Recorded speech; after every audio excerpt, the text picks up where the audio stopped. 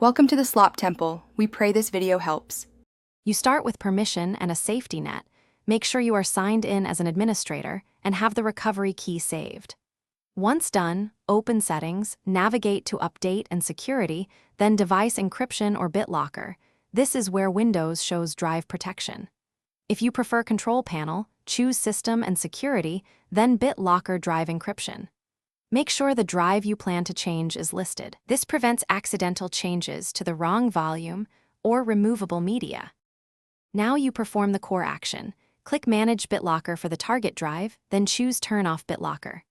Confirm when prompted. Windows will start decrypting the drive, which removes encryption but keeps your files. You must keep the device powered and avoid closing the lid.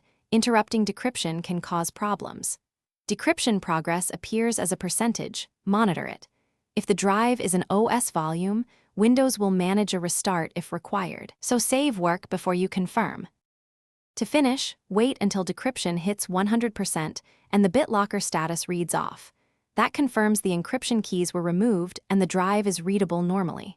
Make sure to check drive properties or revisit BitLocker drive encryption in Control Panel to verify. If decryption stalls or fails, don't panic. Check Event Viewer for disk or file system errors, then try Resume Protection or Suspend and resume from BitLocker options. If necessary, use the recovery key to access data before troubleshooting further. Thanks for watching. Consider subscribing if we helped you.